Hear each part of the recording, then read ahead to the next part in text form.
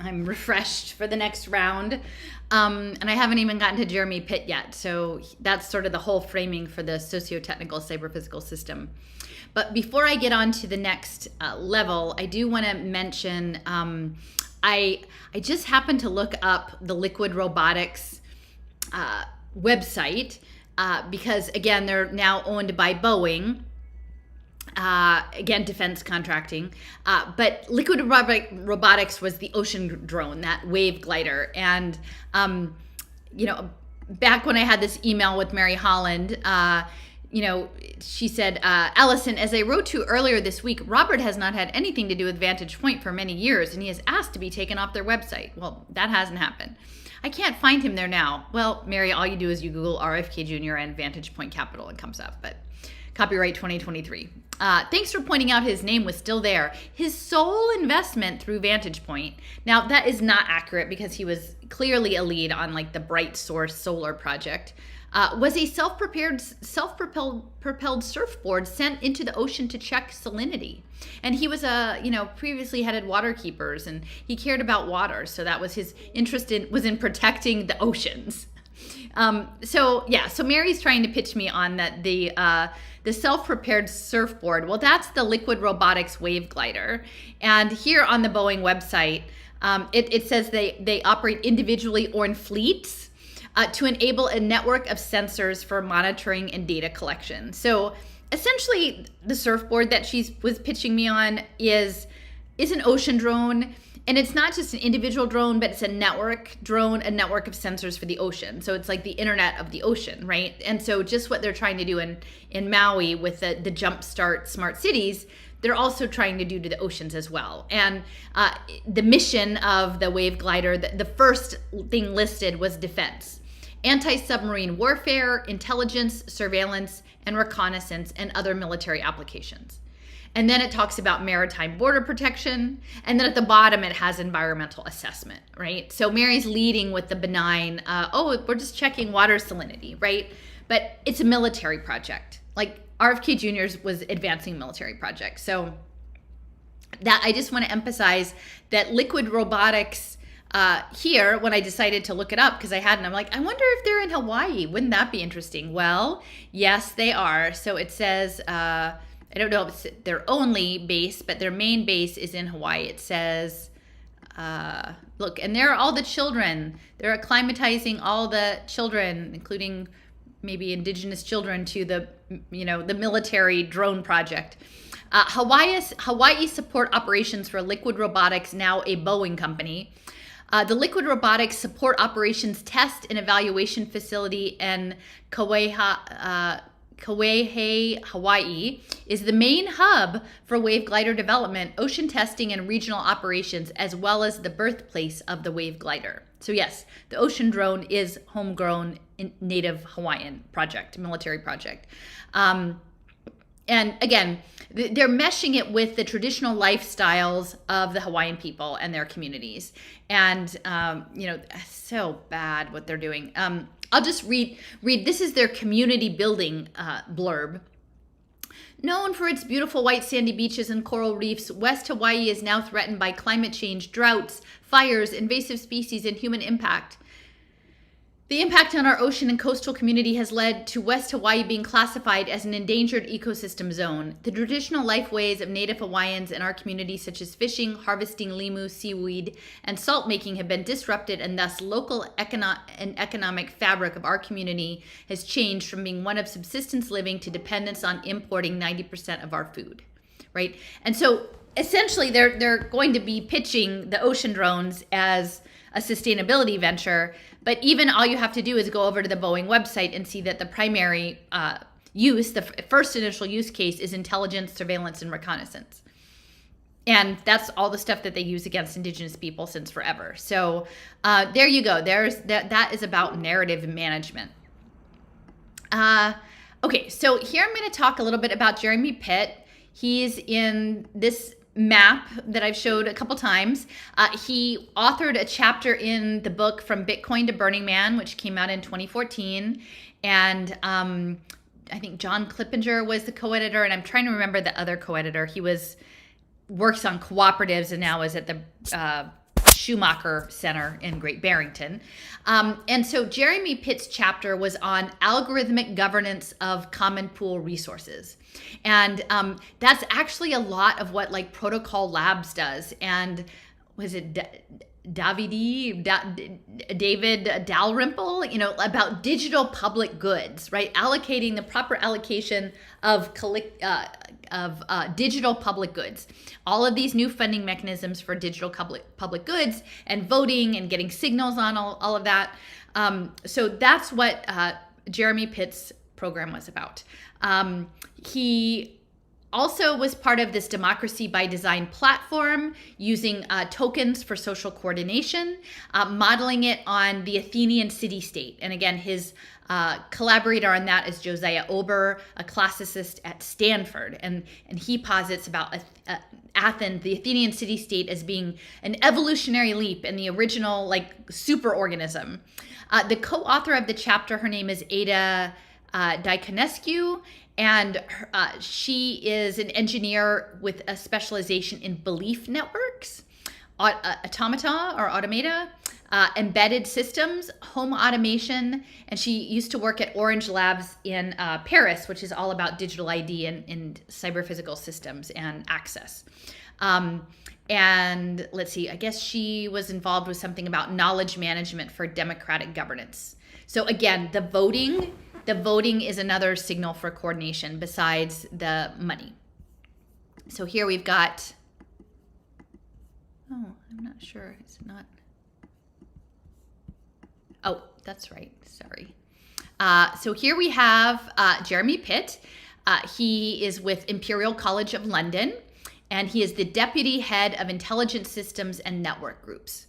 So I think the networked thing, we have to understand that as complexity and emergence.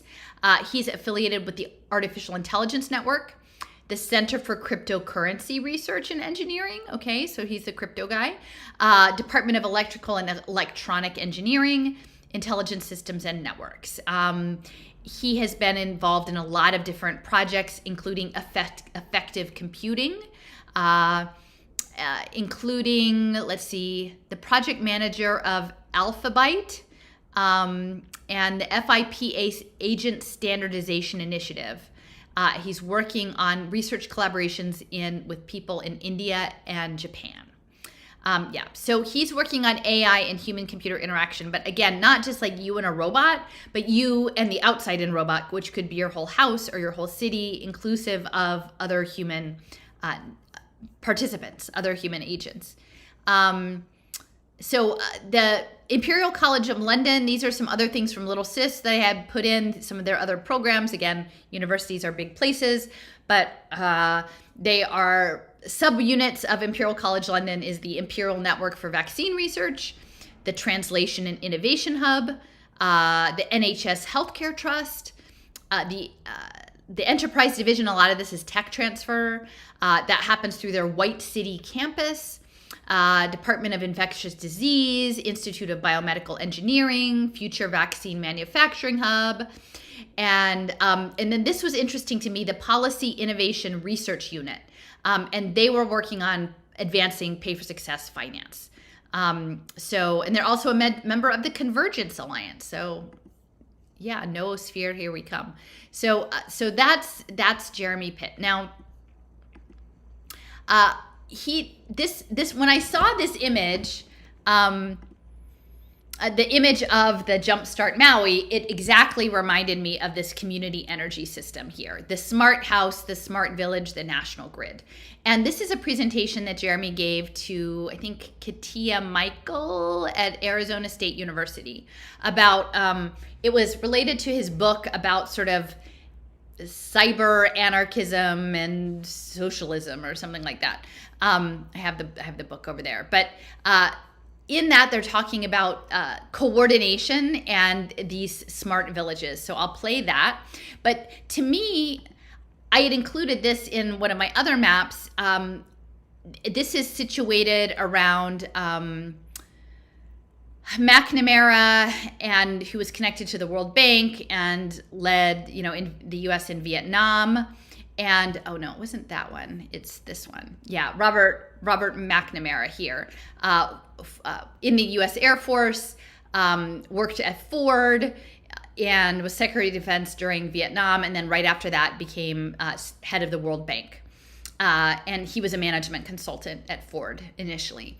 And so I really think that Vietnam, there are all of these backstories to what was happening in Vietnam, but it was the earliest deployment of some of this remote sensing technology, the Internet of Things.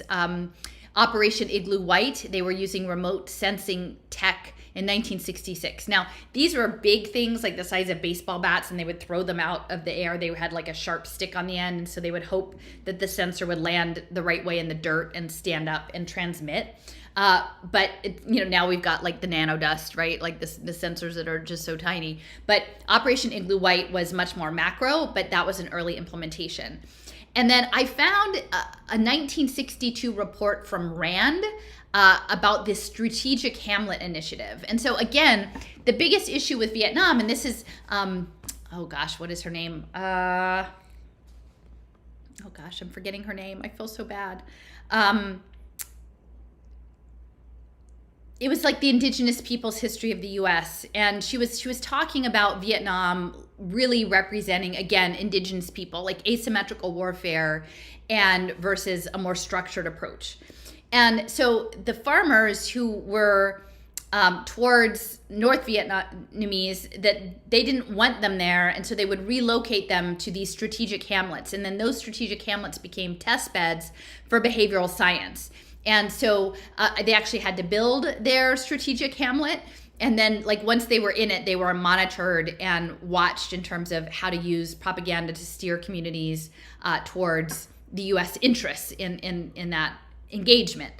So it was very interesting. Rand put a lot of resources into looking at those villages and how they were involved in social reorganization. And actually, they called it a pacification measurement. So they were trying to figure out about measuring the impact of how to pacify these communities. Now, again, when we go back to think about sustainability, McNamara with the World Bank, he was the one who did a lot of the early loans to the Global South for quote unquote welfare projects, but those investments crippled them economically and then put them in line for structural adjustment to have further control of the countries.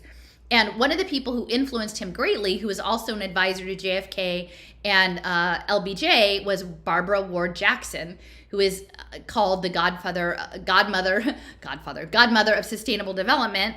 She's British. I think one parent was Quaker, one parent was Catholic. She was also very influential in Canada, and Maurice Strong. They worked together very closely. And so she was setting up sustainability behind the scenes, but the sustainability is really sustainability tied to social impact and surveillance networks and game mechanics, and the protocol layer is really the cybernetic infrastructure for the matrix, really.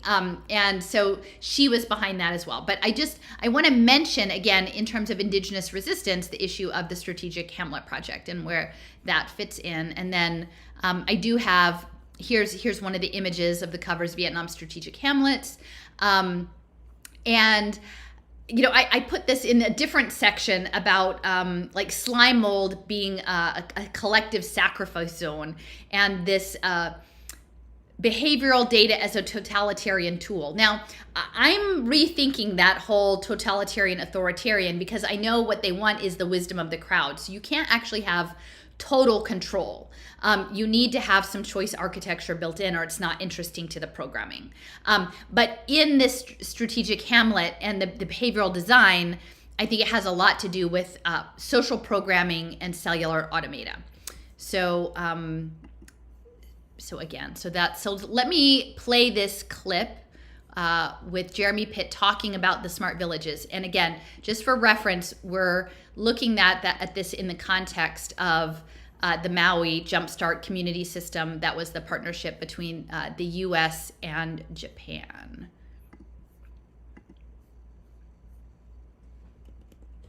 The rate of change is actually outstripping the rate at which the sociologists can understand these changes.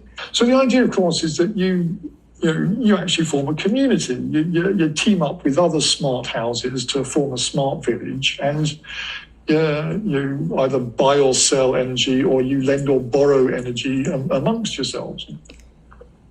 But even then, with a smart village of this kind, you might see daily or even yearly fluctuations. So what do? You get together with other villages and you form a smart town, and at some point you actually connect yourselves to your national grid. Now, I will point out he talks about sharing energy, but if it's dependent on environmental conditions and you're in a smart village, if it's a cloudy day, it's a cloudy day for everyone. So no one's going to have energy to exchange. If it's a day with no wind, nobody's wind turbines are going to be blowing. So this idea that somehow your neighbor is going to have more energy than you do if you're in the same geography doesn't actually make any sense. To make up any shortfall or to sell any excess. Or you could actually interact with them and get them to decide what needs to be turned off in such a way. And so now we actually have humans in the loop because we really have a partnership between our computational and human intelligence. Now remember, that signaling, that's the data that is most interesting, is you deciding what turns on and what turns off, right? And collectively, and the patterns, that's what they're interested in. So how are we going to solve it? Well, here it is. Here's the solution. It's self-organizing multi-agent systems. Now that's the superorganism, self-organizing multi-agent system. So that's the same as the body. We're thinking fractal. So self-organizing would be cells that organize into tissues and organs and bodies. And so that nested nature is what they're talking about at a social level, only instead of us being in a village or being connected to a national grid, the idea is ultimately that we become part of this noosphere, right? This global thought form that's connected through electrical signaling and circuitry and smart contract logic and energetics, right? The circuits. Look upon these situations as involving a set of autonomous and heterogeneous peers. Now, autonomous peers, that's where you get the languaging around entrepreneur. That's where you get the languaging around sovereignty, right? They need for us to imagine that we are individual agents in this emergent system and that we don't already have our connectivity, like our relational connectivity or our economic connectivity, that we are somehow units in the computation. I think understanding that language is important because for the most part, when people hear sovereign or, autonomous or freedom, they have a certain way of imagining it, the way we've commonly understood it. But there is this other piece that's being set up for the agency, to give you agency, but in the game board that they've designed. Whether they're human or computational intelligence. And they have to interact in such a way as to solve a collective action problem. So that's what I mean by the human computation, a collective action problem. Now, I don't know what the task list is on the collective action problems, but this global network superintelligence, there's some collective action problem that we're supposed to participate in. And for the most part, I feel like the interface that we engage with isn't all that's there. Like, we're engaging with something and we see one layer of it, but there's a lot of layers behind and we don't understand what's going on in the layers behind, which is problematic. These kinds of social dilemmas have been hugely studied in philosophy and economics under the umbrella of game theory, the science of strategic interaction, if you like. So again, game theory is really what we were busy with all during the Cold War. And I think that was the main point of the Cold War, was to weaponize space, get the sensor networks together to get the intelligence and the surveillance, and then dial in on the game mechanics and the prediction modeling. It's given that you model the people involved in these situations as players, there are a set of actions that are available to them and a set of outcomes that will happen depending on what choices each player makes.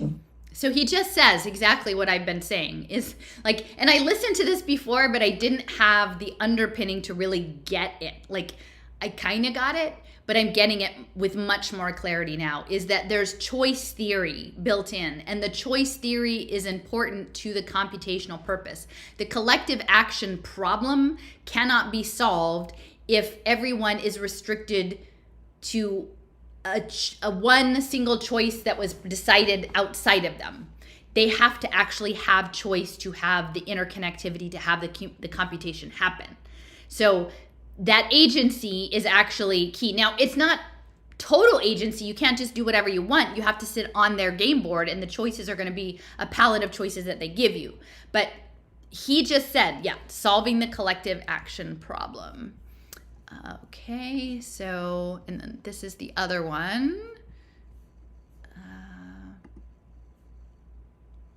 Okay, so this is about encoding social rules into the system, right? It's not enough that we have rules that we just understand. They have to be coded and enforced and machine readable. This is what we might call sustainability design. By design did this was to actually make up some rules where people voluntarily agreed to abide by in order to maintain the system. We shouldn't trust to luck to come up with the rules. We should actually design our institutions such that they have these properties right from the start. If you're going to go to... And that's the smart contract layer, is you create values and then you build them in code. And so when we hear about things like the moral economy or well-being and human flourishing, that's the idea that we will quantify that as some sort of algorithmic recipe and then put it into the smart contract layer for to have it be enforced by the sensor network. Cyber physical system where you've got a whole bunch of agents involved in this. Yeah? You know, that would be your small village, right? That would be the Maui, the 30 families that were the pilots for the JumpSMART Maui. Those are the agents. Rather than allowing them to try and evolve a set of rules or appeal to these principles, why don't we turn the principles actually into code so that the agents are running by these codes? Yeah, and the agents are run by the codes. Now, the agents, again, could be your smart refrigerator, your smart car, your smart sprinkler system. Like, you can be an agent and there are agents. So everything is just an agent in this scenario. There's nothing like a soul. You have a soul. Something else doesn't have a soul. Like, no, everything is just a series of agents. But self-modifying code, if you like, so the agents can actually modify them while this is running. So the self-modifying, I think that's an evolutionary aspect. There's a fitness, an optimization, and then the self-modifying is to achieve a certain optimization metric, and then that would be the evolution process of whatever the social system is. And we actually showed that sensor networks, for example, or ad hoc networks, where you've got to pool some common pool resources like battery power, bandwidth. Again, battery power. So think about it. The common pool resource includes the battery power. And so what does Vantage Point invest in? Batteries. What are we go over in storage and so on. Yeah, you could actually. I just want to go over to the smart village again. So they're talking about batteries as being common pool resources. So in my mind, this is like metabolism. The batteries are part of the metabolic state. So once we understand that what this is about is homeostasis and managing energy as a metabolism at a global scale, that managing a common pool resource would be like a cell functioning, managing its own biology to be sustainable within an energy construct. And then the trading of things, the trading off of tokens or what have you, votes to manage the common pool resource, which again, the common pool resource would be within the limits of a cell, within the limits of a whole body, within the limits of a neighborhood, a city, a nation, a globe. Like it just scales all the way up, to outer space, the homeostasis of the galaxies or, whatever. but that those exchanges are the signaling, and that's the signaling that's going to be coordinated. And that's why Hawaii is so important, because it's a center of signals intelligence, military signals intelligence, and encryption and decryption. That's really important because, again, all of this stuff is happening. This information is being transmitted. Most of us have no clue what it is even about, or don't even maybe care what it's about. But some of us do, and then we actually need to know what to do with the information and how to access it and make meaning out of it. Sustain these when all of these principles were in place. This is what we might call sustainable. Okay, so sustainable social goals. So that's that.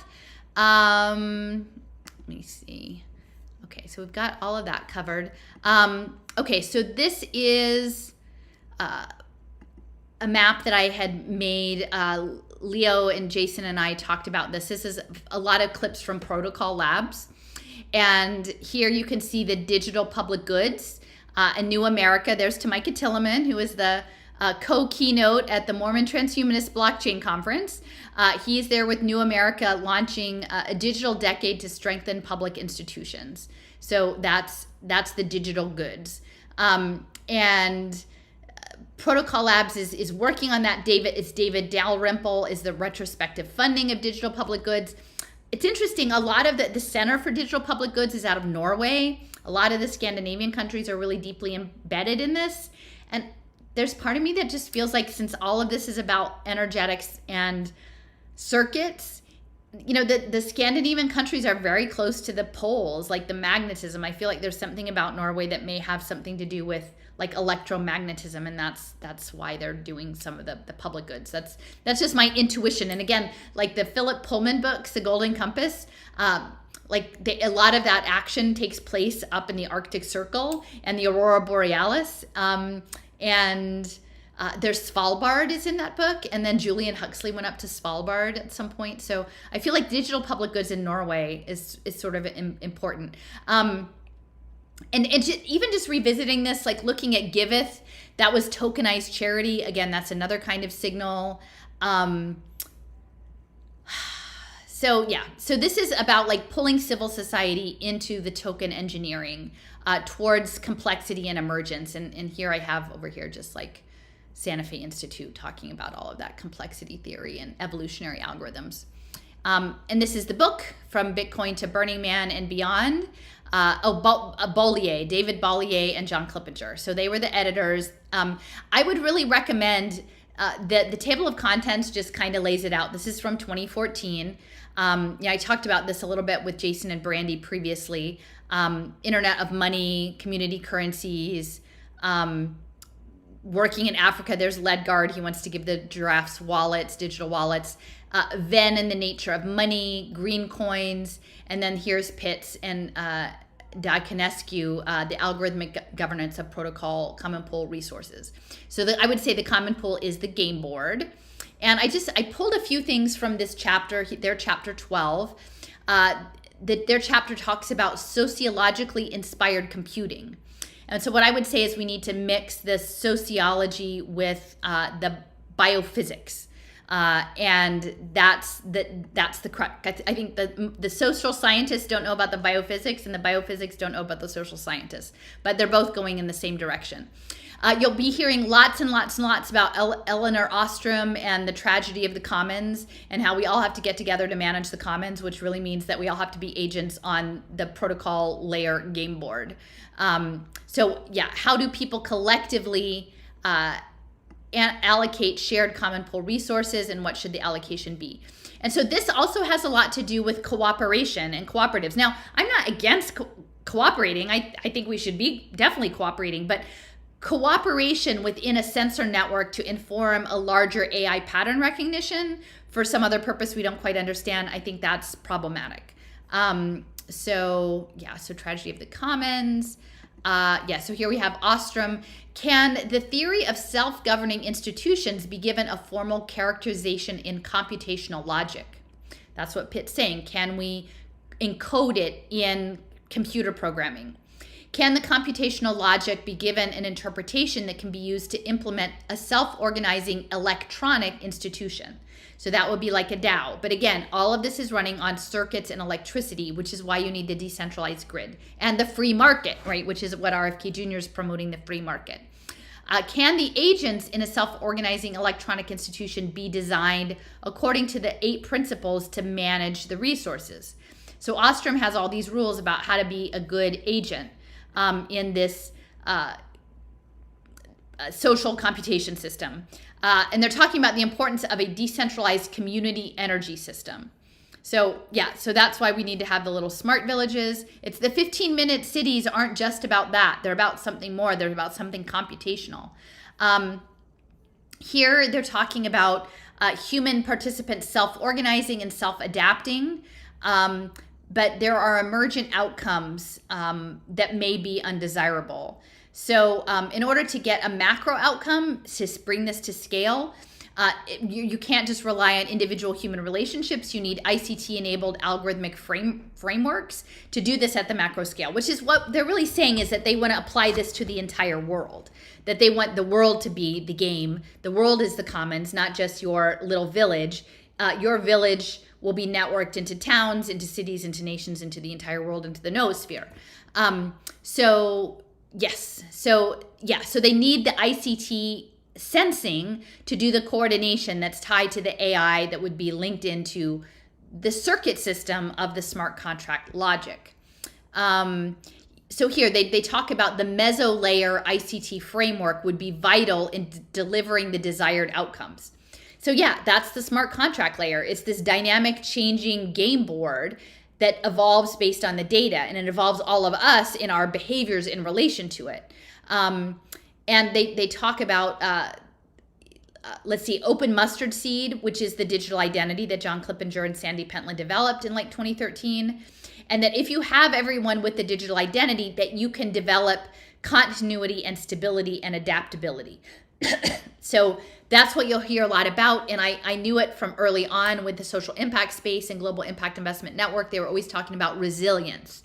And I just took it at face value what resilience was in the name of like climate catastrophe. But resilience is adaptability. And again, think about creative destruction. They'll throw something at people, a problem, a challenge, something that disrupts, perturbs the situation, and then they'll watch everything like readjust to fit in and readjust to a new homeostatic level.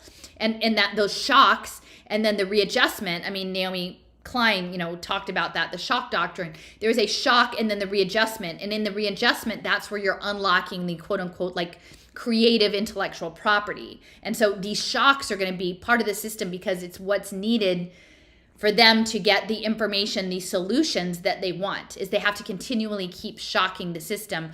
But then within the choice architecture of the game board, move it forward. So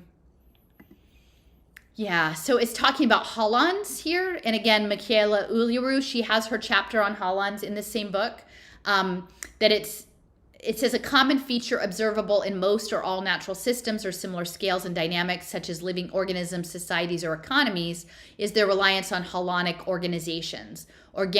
See chapter 11, Organic Governance Through the Logic of Holonic Systems by Michaela Uluru.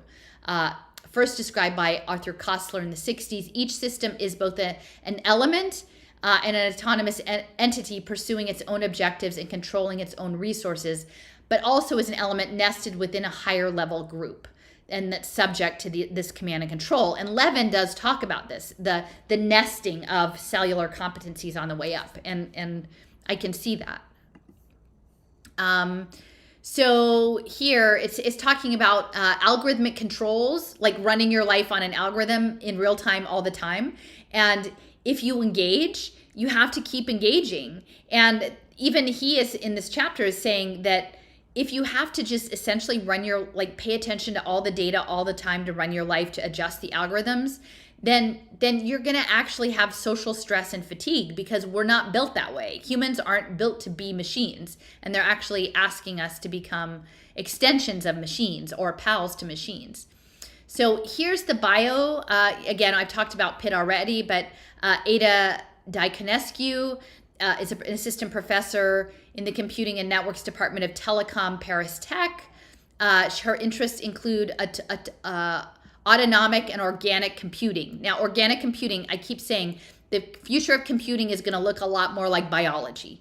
It's not what we think. It's not going to live in like a little box and look at you through a screen. It's going to be some other stuff. It's going to be more organic and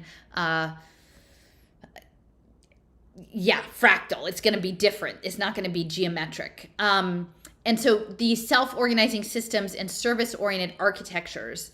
And then here it says that she was with Orange Labs. So I'm just going to play this quick clip.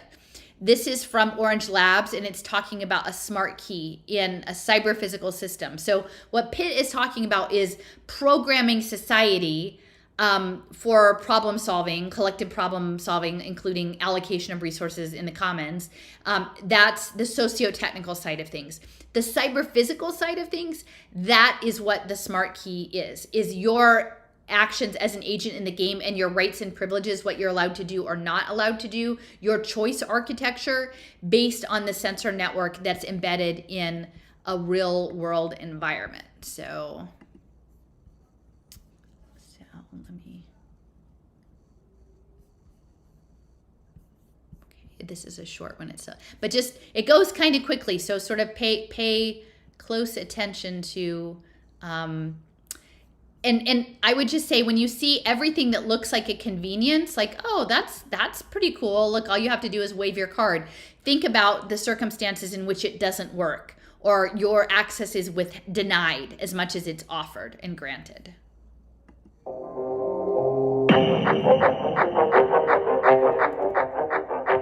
world of virtual keys. A reality in which all you need is one key. To park. There's a guy pulling in a park. He has a phone, a smartphone, and he's locking the phone. So to open the door in the parking garage. To rent one of these mobility scooters. To enter, again, to go into an elevator. To invite in, so to provide access to someone remotely. To share with others, that's the sharing economy and the circular economy. So it's a ride share. Auto pay, again, to overcome barriers. So that's lifting up in a parking lot, but it could stay down.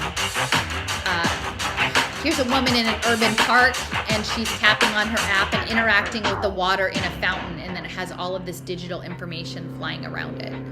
So there's a car, probably an electric vehicle on the roads with the LED lights, and we're sort of soaring above, and we're seeing the whole world that's cyber physical.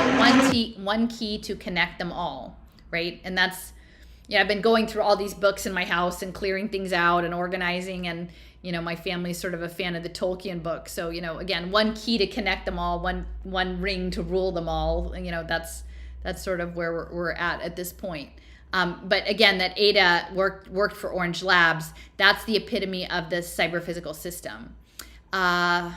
Okay, so I did include some things about modularity. I was going back and forth with Steffers a little bit because I felt like I've looked into Legos before, and this idea of modularity.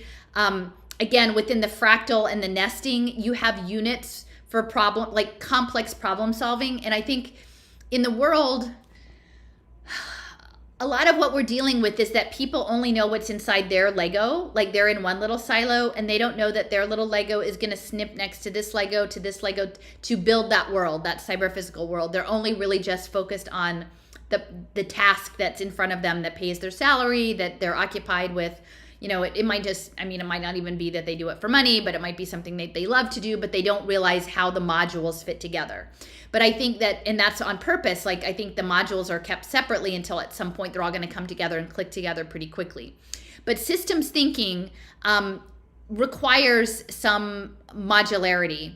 And in this, let's see, I'm just trying to think. She sent me a couple of articles and about working in modular systems and the evolutionary aspect of it. And I'm just trying to look at, this one is evolutionary tinkering versus rational engineering in the times of synthetic biology. And so I'm just skimming back over this, I'm trying to remember. I threw in so many articles recently. They're talking about synthetic biology, setting aside the question of evolutionary origin and focusing on the logical of the material properties. So looking at things as units. And towards the end, they talk about making things scalable and reusable. And that DNA will just be used like modularly, like biobricks. And they're sort of contesting this idea of purely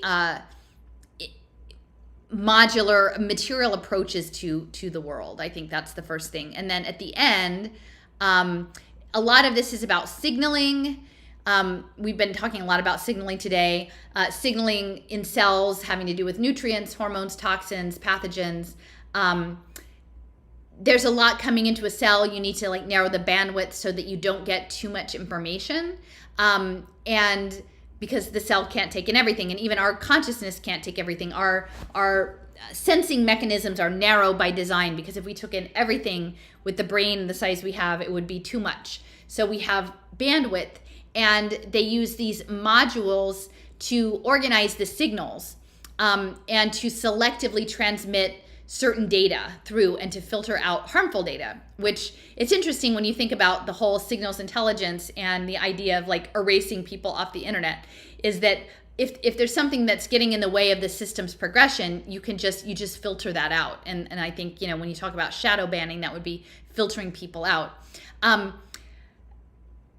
Modules here, this is retroactivity in the context of modularly structured biomolecular systems. And they're talking about modules as networks of reactions and fitting together things in downstream ways, that there's information flowing downstream that changes the situation. But there's something called retroactivity where the downstream entity can actually affect the upstream entity, right? And so that's called retroactivity. And I think that's not desirable, right? If the program is to go towards the noosphere, and we're all being hit with the narratives to drive us into the noosphere and to converge and to do this biodigital convergence, if we're pushing back on it as an upstream signal that might disrupt it, they don't like that. They call that retroactivity, and they try to tamp that down. But we're all sort of considered modules in how this practice goes. So I do want to touch a little bit on knowledge management, because I think that this idea of modularity, signal either amplification or suppression, is important. And Jeremy Pitt talks about knowledge management. This is a short one, so maybe I'll just play this one. But how important it is to manage knowledge. So if you understand that, quote unquote, information in a cell, it's semi-permeable. So some information gets in, some information doesn't. If it's perceived of as a threat, it doesn't get in. So imagine you're trying to explain things to people that are written down in academic papers, and you wanted to have a conversation with someone about it, but literally nothing penetrates. Nothing you're saying, they might nod, but then if you go back to them in 15 minutes, they won't remember anything that you said. I feel like this semi-permeability is part of it, and then the fake news is also part of the signal processing erasure. It's the retroactivity. We want to push back anything that doesn't fit with the agenda as it's moving forward. So evidence-based and knowledge management is all kind of part of that. So here's Jeremy talking about managing knowledge and how important that was to the Athenian city-state. But I think from here, we can sort of substitute the Athenian city-state for the noetic convergence in this global superorganism. Knowledge management is a key property of maintaining some form of democracy, if you like. That at least this is what my friend and colleague at Stanford University, Josiah Ober, wrote about classical Athens, was that they managed to sustain their democracy for so long, maintain their city-state in the way it was and outperform all the others on the peninsula at that time, was not because of this one person, one vote democracy thing. It's because they actually had particular methods of managing knowledge which allowed them to solve public action and collective action problems. So again, think about biophysics here and cellular membrane permeability. It's all about information processing. So the cell, what they're saying is like, the cell doesn't want something in there that's going to damage the functioning of the cell. So there's a selectivity.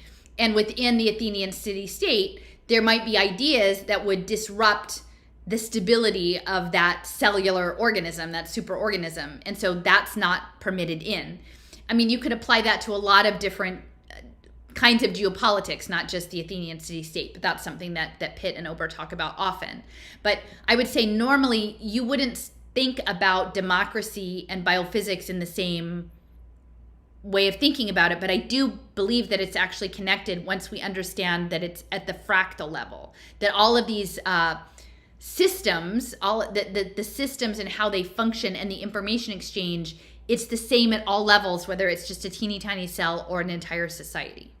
So they're seeking control, but they're seeking control with the perception that you're participating, that you're an active, engaged citizen that is participating, and in your participation, you're you're preserving your world, which I guess is the case if you're a cell and you need to survive and you don't want some toxin to come in. But what does that mean if actually if we're imagining that democracy is about maintaining a status quo, and then increasingly that status quo is a world where humans are pals to AI and this parasitic relationship where we're performing our humanity collectively for machine computation for pattern recognition? Like, is that what democracy is? Like, I don't really think that that's what voting should be. In ways which were better than anybody else could do it at the time. Knowledge management is a key property of maintaining some form of democracy, if you like. So knowledge management is a key to maintaining democracy. Okay, so here's another clip. It's maybe a little bit longer. It's similar, but a little bit clearer about the fake news. So, and here he is at a Bitcoin gathering.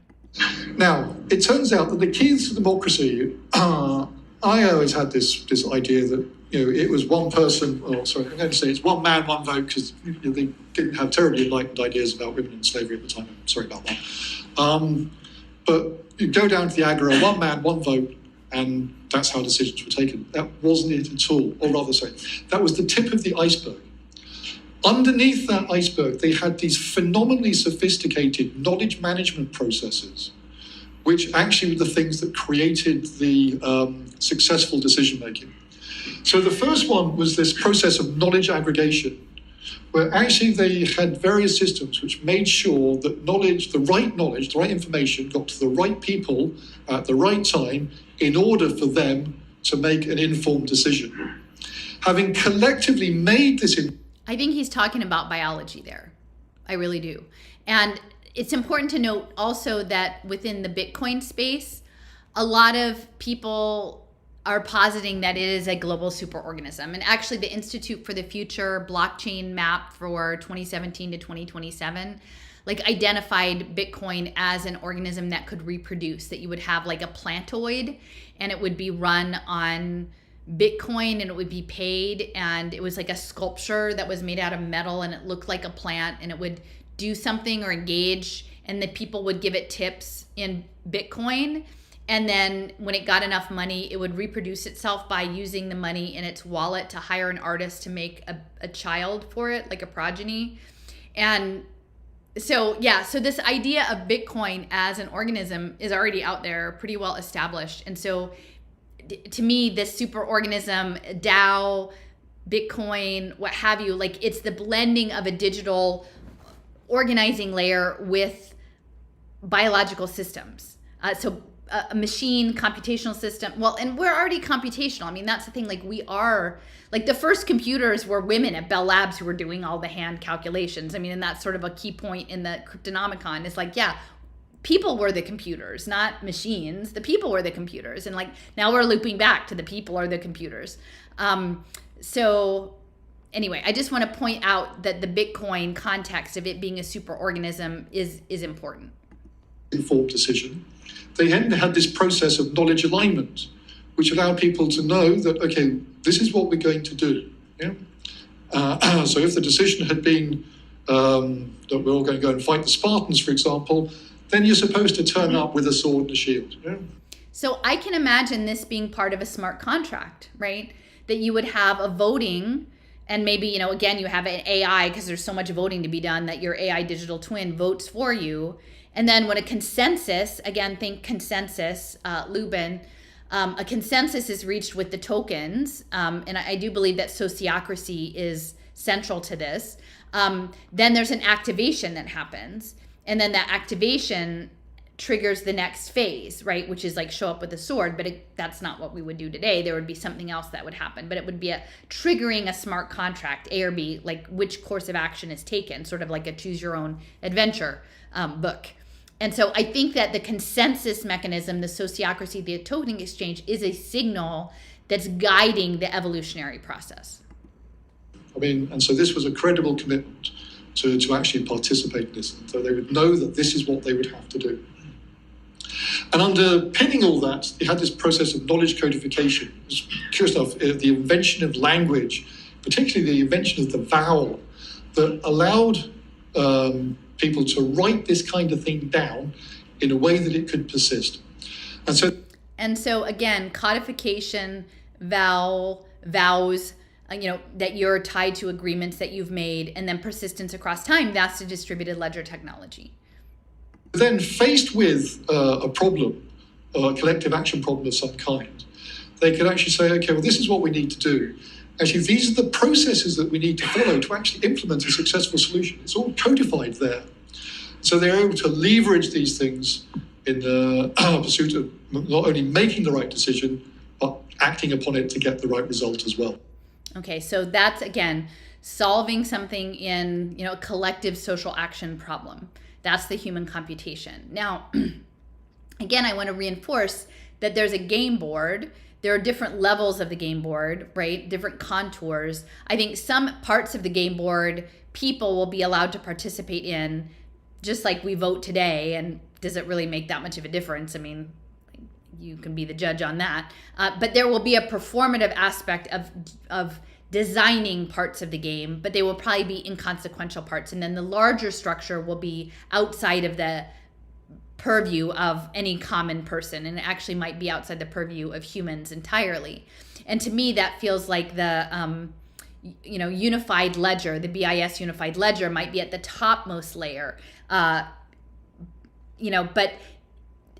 that, and then the CBDCs or whatever, but what they'll hand the people will be these community currencies, community votes, token script, what have you, and then those will be the signals of the game. So anyway, I think I've talked about that for quite a bit. So we've got the modularity here. Just again, we've got Josiah Ober and David Sloan Wilson looking at, human energy. And we'll talk about that again. But, RFK Jr., you can be an energy entrepreneur of your own home or your own body, what have you. This human energy thing is pretty important. David Sloan Wilson is this human energy project is advancing the noosphere. The science of the noosphere is a project of human energy. We are investigating the scientific foundations of the noosphere to contribute to the third story, a story that points the direction towards a positive future for humanity and the earth. So third story, third pole, third way. So the human energy people talk about three stories of the universe. The first one is based on myth. The second is based on deterministic laws in a random universe and technological control. And then the third story combines the first and the second into the first story's sense of purpose with the universalizable applications and laws of the second. And so I would say that the first one is that's where all of the Jungian archetypes fits in, and the game and the hero's journey into that myth and ritual.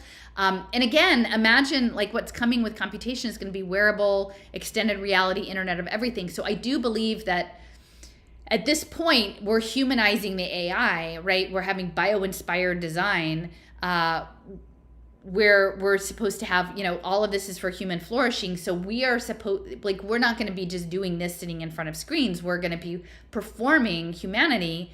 And that's sort of in Neil Stephenson's book, The Diamond Age. One of the encounters towards the end is the bespoke engineer and his daughter end up on this ship in London in the Thames, this big boat, and it's a theater boat, and it's sort of like psychodrama. Actually, it's like immersive reality, interactive reality, that the game, you play the game and then it evolves you as a character, it involves your psyche, and you're doing it in collaboration with other people. So I think computing in the future is going to look a lot more like that than what I'm doing here today, talking to you through this little stupid window. But that's the third story, I think, that's coming. And let's see. Here, there are two programs. They have the global brain analysis and modeling brains. So again, looking at this, and the global brain analysis, it's looking at, let's see, to develop and apply neuroscientific tools to understand the formation and development of the noosphere. We employ complexity and information theory. So yeah, we're on the right track of what we're looking at. Utilizing nonlinear dynamical modeling to explore communication dynamics in human and neural networks. So again, I think the nonlinearity is important. And then in the modeling of brains, they're looking at predictive processing theory and global neuronal workspace theory relating to the noosphere. And it says the latter, so I guess that would be global neuronal workspace theater. They're talking about consciousness arising when messages in the brain are amplified and broadcast and reverberate in different parts of the brain. So I think that this broadcasting and oscillation is part of the organizing of the collective unconscious that they're trying to do at the global scale. And then the former theory, which is the predictive processing theory, is sense making or understanding happens when a bottom-up processing of incoming observations and a top-down prediction of what can be expected match and create coherent insight. So Francis Heiligen is working with the Human Energy Project. So that's pretty significant. And so here I just included, if people want to look at Heiligen's work, the Global Superorganism, an evolutionary cybernetic model for the emerging network society. And this was from 2007. So we're really behind the curve. I'm totally behind the curve. Heiligen's been on this track for a long time. But I'll play this clip with Wilson and Ober talking about the Athenian city-state. And I do think that this is important because a lot of, in the resistance, like on the conservative side of things, there's a lot of interest in the classics. We're like anti-woke. We don't like those woke people, but we really just like the classics. But people who are embracing the classics aren't really imagining that this is also part of the discussion of the classics. So here, we'll start. This is a little bit longer. It's about 3.5 minutes. So you've got the science of the noosphere with Josiah Ober and David Sloan Wilson. So it says Noosphere Project is. So, Josh, I'm so happy to be talking with you. We've already have a long print conversation and podcast on this topic. But so you are a Greek scholar, classic scholar, and political scientist, right? I've learned so much from you about this ancient Greece from for me, an evolutionary perspective. And this project centers about the concept of organism and society as an organism. And I wanted to ask you, I think, two. So again, society as an organism. And that's the eusociality, which is E.O. Wilson. Questions. One is the degree to which the Greek city-states were kind of an organism, and also how that was understood by the people at that time. The whole metaphor of society as an organism, of course, was present in people's minds, such as Aristotle and so on. So not only did the Greek city-states kind of qualify as an organism in ways that we'll get to, but also that's how people were thinking of it. So could you comment on that? Yeah, I think the interesting thing about a Greek city-state is first that these were indeed pretty tight collections of substantial numbers of individuals, anywhere from a few thousand to a few 100,000 individuals in a given city-state in an ecology of city-states. So again, an ecology of city-states, so that would be like a superorganism. So by the time we're at the age of Plato or Aristotle, there's something like 1,000 of these around the Mediterranean. And so in some ways, like the ant colonies that Deborah Gordon studies. Yeah, the ant colonies that Deborah Gordon studies. So again, Quantum Heart Cafe recently did a guest post on emergence, and it was about exactly her work with ant colonies. What we have is these individual groups which are cohesive. They act cohesively as, in some ways, quasi-organisms in an ecology of similar, as it were, quasi-organisms. So I would say, too, if you understand how social media and digital media generally has been, over the past decade, really emotionally triggering, really polarizing, driving people into certain group identities, right? Like think about all the quizzes on Facebook, think about the social networking, is that they're actually creating these holons and these groups, but the city-states aren't like the Athenian city-states in that they were part of a certain local geography. It's more ideological city-states, the city-state of your consciousness. And so people have been grouped and reinforced. I mean, think even about, all of the banners, that are put out, whatever the sloganeering are, like that's a reinforcing a group identity. And I think that those group identities are needed for the modularity of the human computation and the collective action, whatever, with collective resource problem solving, whatever, that in order to solve the problem, we need to have units, and the units need to have very clear identity, both you individually and then you as a part of a group. That group identity also has to be clear. And so the competencies and the attributes that are associated, we can get that through social networking, and then they can reinforce and prune. You can shadow ban people, you can bring people together. I've had so many really odd social exchanges precipitated through these digital platforms that are just they really give me pause, because I don't feel like we actually understand what's going on there at all, and what it is to be human on these platforms, because a lot of the stuff is just not right. And I think it's not right because they're actually being used to group us in certain ways. With which they both compete and cooperate. We have, I think, the key way of thinking about what goes on within the city-state as well as between city-states is the management of cooperation.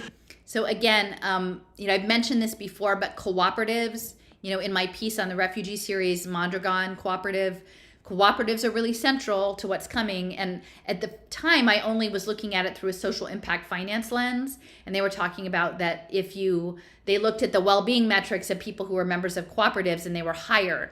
And so they were going to start to finance expansion of cooperatives to attach that to well-being metrics and then financialize that as derivatives products. But now I see that the cooperation aspect, especially platform cooperatives that are coming, is about group organizing towards collective problem solving. It's not just your business, but it's actually part of the human computation. In the face of conflict. Right, and so in strictly biological terms, what we have here is what would be called a metapopulation. We have a population of populations. You just said there were nearly 1,000. So a meta population, right? Like we've got Facebook meta, right? Facebook has created a meta population of all these subpopulations underneath it. interest groups, people identified by their attributes, things they're interested in, relate, and their interconnections to one another. And that they're competing, they're in some sense replacing each other, and they're certainly trading information extensively, and they have a subsistence ecology. So it was very easy for me, with my ecological background, to appreciate what you were writing as, definitely a multi-level evolutionary process. Evolutionary change, including cultural change, could take place within any one of these polities, and did. Yeah. And again, think about guided evolution, how things are being guided in extended reality in the cyber-physical system.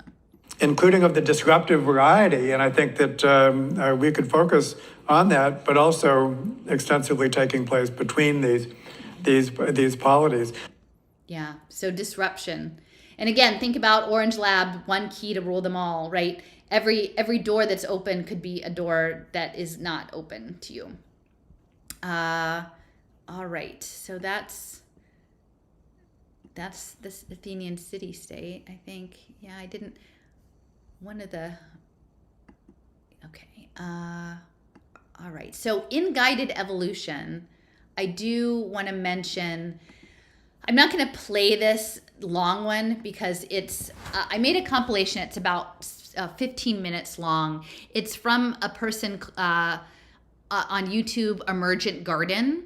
And so he's developed an open source software system to do simulation modeling of evolution based in a two-dimensional pixelated space. So it's sort of like a Sugarscape, only more complex. And because it's open source, people can build new organisms, and there are coded rules that are related to the pixels, like which is a mouth, which is an eye, which is food.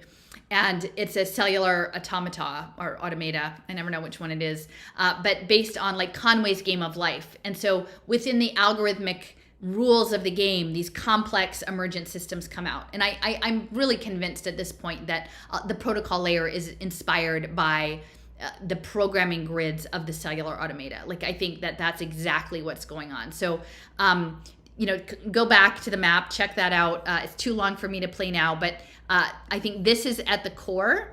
And this is a clip that Leo and Jason and I talked about before. It's Juan Benet from Protocol Labs. I will play this one because it's pretty short, but it's talking about Web3 and why we need Web3 and digital human rights. And so this is something Jason, Brandy, and I talked about a little bit with Kerry Kennedy and the rise of the human rights movement. I think the human rights are essentially that narrative is going to be backed again into being an agent with rights that are attended to your digital wallet, is the human rights that are available to you as an agent in that particular part of the game. So here he's talking about at the end, like the need for an international utility to run the system. And I think that's sort of like the HAL 9000 where we're going with things. So, okay. If you want the world to ratchet up into a better system, you have to make it drastically easier to use. You have to make it more convenient. Users will not select privacy. Users will not select security. Users will select convenience and fun. Oftentimes, people dismiss the requirements, but it's important that you think about your superpowers as riding on top of a massive scale international computing infrastructure So that's the cyber-physical system, a massive scale international computing infrastructure. And we're all part of it. That's part of us being cyborgs, really, like that we are embedded into that structure that is built into the environment in the name of sustainability, largely. It's run by a set of corporations. So the application stack and the personal computing devices, those end up being manufactured and controlled by various different groups. There's probably a problem there in terms of the number of manufacturers for computing devices. We probably need a lot more groups to do that. However, it's extremely difficult. Now, the layers below are actually pretty good. When you think about the openness of the internet and the openness of the networks, that's working quite well. The problem sits below. The way that the internet is steered today is through a series of contracts, terms of services, and the action of various corporations and courts around the world. Those contracts can change very easily. Those courts can decide things in the future that are different from the past. So what we need to really upgrade our systems is to create a layer that won't change, that has hard requirements for change, that has a much stronger foundation. We want math, cryptography, and economics to underlie the structure of the internet. So that's the cybernetics. And again, I think they don't want a lot of, I'm not sure he's saying that he doesn't want change. I do think that it is going to actually change in real time if they're going to use it computationally, because they need to be able to reset and reprogram the layers. But I think they want to be able to keep the data in the past because that's what they need for the pattern recognition. To underlie the security of our communications network and to guarantee your future access to these communication systems. I think most of you have not. So your future access means like essentially your tracking device, right? Like we've agreed, once we agree to have a digital wallet on the decentralized ledger system, is that a convenience or is that a jail sentence, right? We really need to think about that. Been in a country that suddenly overnight disabled the internet, but more and more people every day are encountering that kind of experience, and it could happen anywhere. So these kinds of infrastructure improvements can lead to public, international, digital utilities. Don't think. So public, international, digital utilities, and those would be the digital public goods that we would be voting on with our tokens. Think of them as corporations. Think of them as a utility that is there for the benefit of all, for the benefit of all of humanity, not run by any one group, but run by the math, by the cryptography, and by the economics behind them.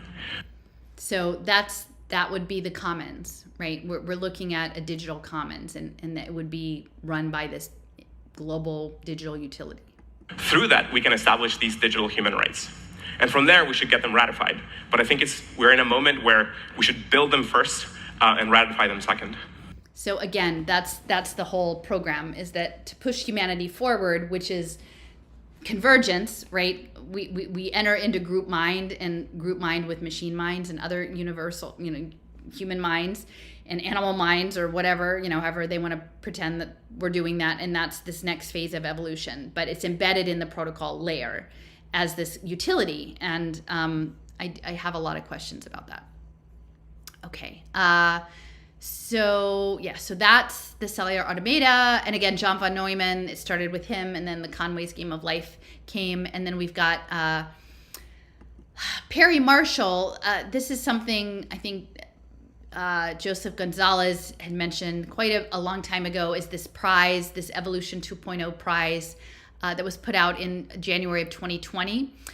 Perry Marshall is a business consultant, but he was working closely with very high-level scientists, including George Church. And essentially what they're trying to do is break down and understand the process of cell communication. So it is like encryption. It is about the cells. Let's see. So Perry Marshall, he's looking at sort of breaking down the bond between Darwin and creation, like finding some common ground. So George Church of Harvard and MIT is on the committee, Dennis Noble of Oxford, and Michael Ruse of Florida State. So those are the judges, and they would get $10 million for a patentable process, which is probably a drop in the bucket if they could actually do it. So it is this cellular communication. And I don't think it's just the genes. I think we spend too much time talking about DNA and genetic modification. I think there's a lot more going on with the crystalline nature of life in water and I'm just listening to this really fascinating book someone recommended about the spark in the machine, about Chinese medicine and acupuncture and qi, and that we're all piezoelectric, the fascia and collagen. And so, I think Western medicine just really doesn't have a clue largely that there's other ways that the body works than they understand.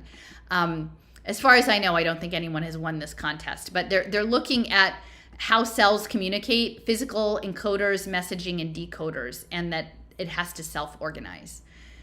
So I feel like these are all things that are important in the signaling and automation. And again, Hawaii is sort of a center for all of that. So if we're talking about governing common pool resources, there's an aspect to that is a morality. And and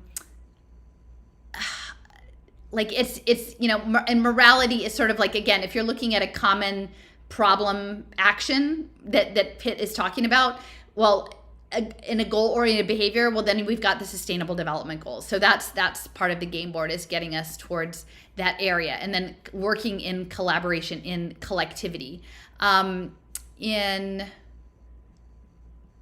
Let's see.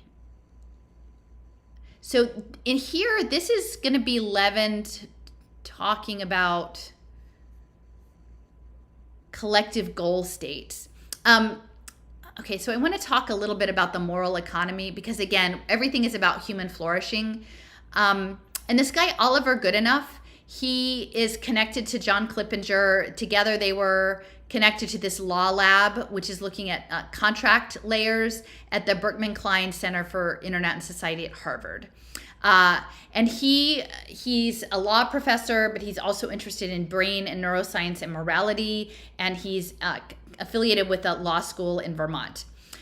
He wrote a book, or edited a book, called The Moral Markets, The Critical Role of Values in the Economy, and it was a Princeton Press book in 2008. And for me, when I'm looking at morale, like a moral economy would be a token exchange that is meaningful for the AI. And so it turns out that Oliver's father, Ward Goodenough, was involved with naval research in Micronesia. So again, we're back to Polynesia again. He was an anthropologist and who spent his career at the University of Pennsylvania. And he developed a grammar of social relations. So think about that in the context of the Web3 smart contract layer, the protocol layer. Ward's father, so Oliver's grandfather, his name was Erwin Goodenough. Erwin Goodenough was a professor of biblical studies, specifically looking at the impact of Greek culture on Judaism. So that's pretty interesting, right? Especially if we're talking about the Greek city-states. So he was a well-known professor. Ward's brother was John, and he was a solid state physicist at UT Austin who specialized in magnetism, random access memory, and lithium batteries, and meteorology or metrology. I can't remember which one, but solid state physics. So again, you've got the physics part. You have the morality, you have the anthropology in Polynesia, you have physics and computing. And then there was a second marriage that Erwin had. And from that second marriage were two children, Ursula and Daniel. And Ursula Goodenough is a cell biologist. Okay, so we've got cells again, and was interested in spirituality and eukaryotic algae and lichen, which again is the blending of the two. So the spirituality of cell biology and algae and lichen.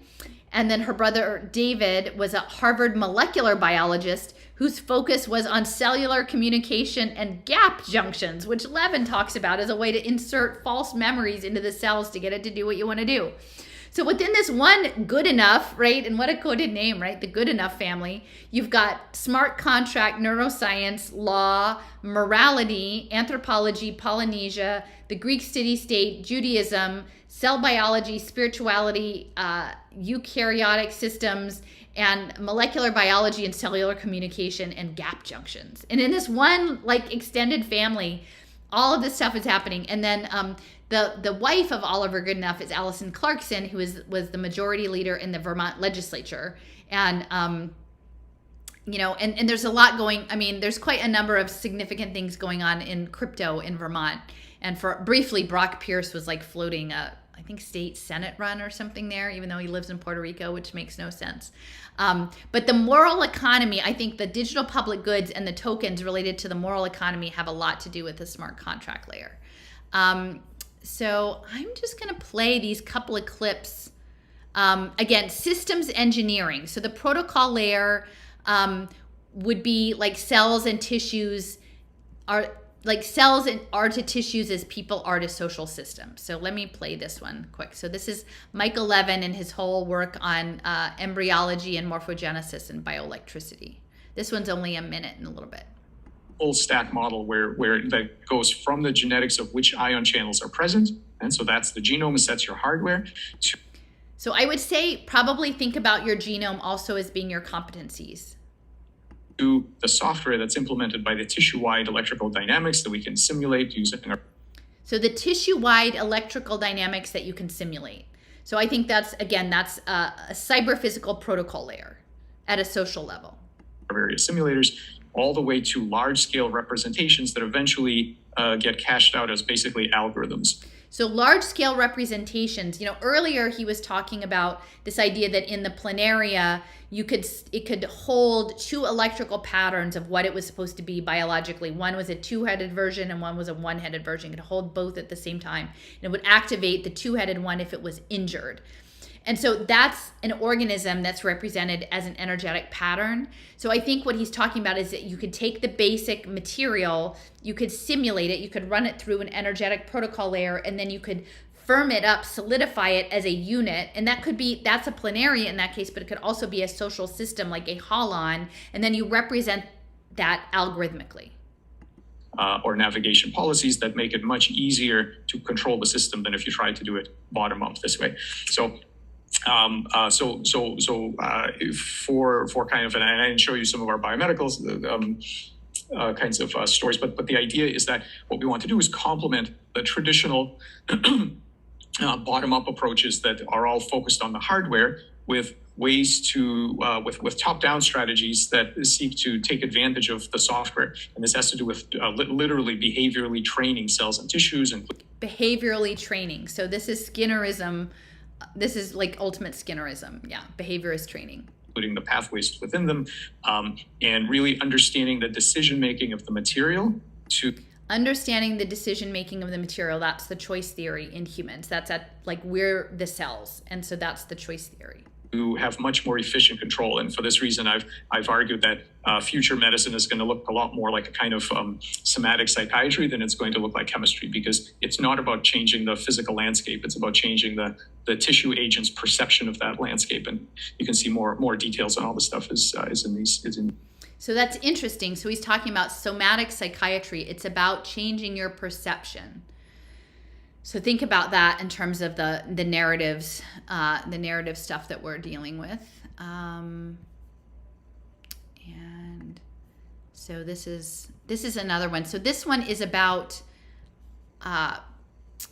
collective problem solving. So I would say it's talking about different life forms and different levels of complexity, and that they're nested. And so I think if you look at this and you think about it in terms of crystalline and prisms, that you have these little bits and they're nested within a bigger bit and they're nested within a bigger bit. And so I think that is in alignment with Melanie Swan's cloud mind program. And also the cellular competencies, like the little bits inside do a bit, and then they inform the thing that they're inside, and then that thing informs the bigger thing, and it moves up.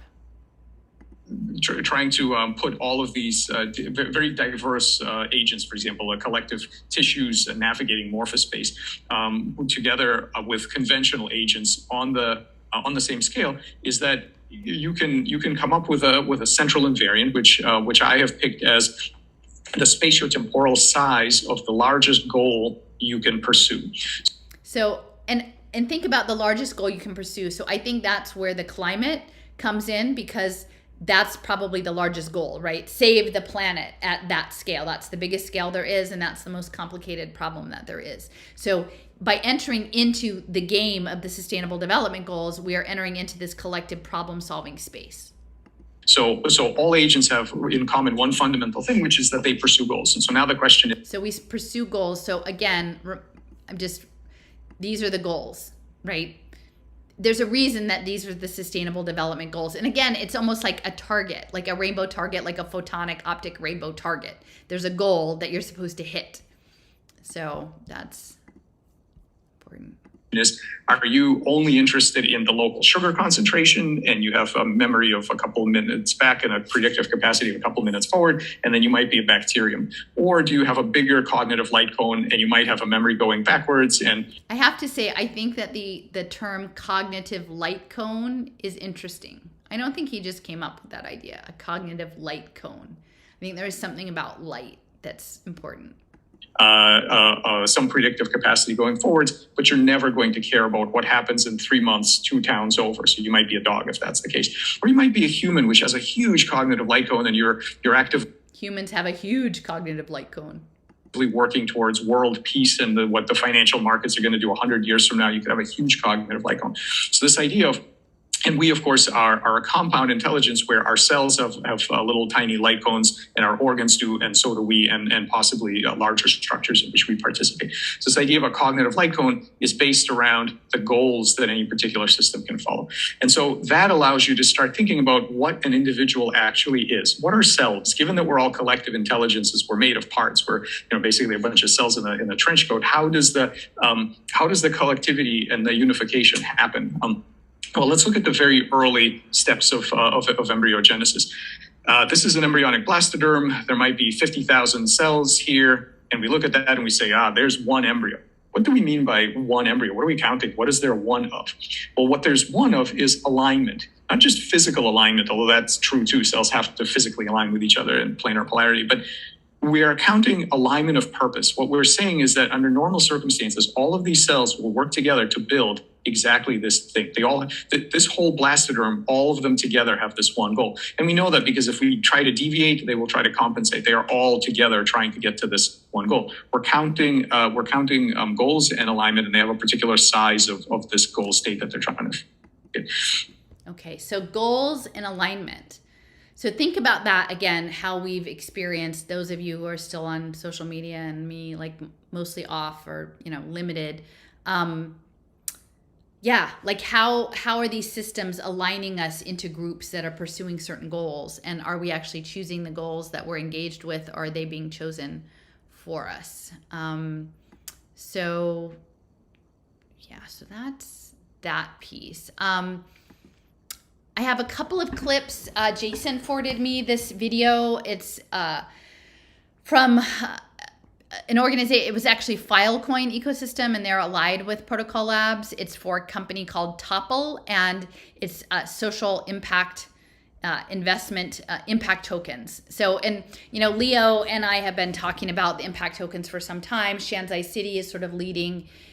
Or I don't know if they're leading, but they were some of the earliest use cases that I've come across in the impact tokens. So in a moral economy, right, and you've got goals, and your goals are related to value systems that are in alignment, right, towards a certain purpose, maybe a moral purpose, a higher purpose. And again, think about RFK Jr. and his camps and spiritual reawakening, spiritual realignment. That would be in alignment with the moral economy. Well, how would you keep track of all of that? Well, you would have an impact token that would be aligned to the goal. So that would be your KPI, and to keep everything steered in the right direction. So this is Topple speaking about how oh gosh, it's 8 minutes. I don't think I wanted something 8 minutes long. Let me see about the other one, if the other one's shorter. Oh yeah, this is just a couple. So here, I'll play this one. Here's about Topple and the social impact tokens. This is what we have sought to do at Topple: create a market for impact, where impact is verified, quantified, and packaged into tokens, which can then be transacted on the blockchain. Tokens represent impact metrics and can be transacted to enable impact funding. But what frameworks can be used to create these new markets? There are many different approaches. At Topple, we've used the UN Sustainable Development Goals, globally recognized impact standards, to model our tokens. What we're looking to do with the impact token pilot is assess the market for impact tokens. Who are the primary buyers of impact tokens, and what drives the market demand for them? Second, how can impact be quantified across different SDGs? And how does this impact translate into a token's price? What kinds of token standards and data collection methods support maximum interoperability, both among blockchains and also across different use cases? Finally, individuals or institutions can then buy these tokens on a token exchange in order to invest in the impact projects and organizations that they represent. Think of it almost like a stock market for impact projects. So again, a stock market, that's signals and betting. And think about Omidyar and eBay and values.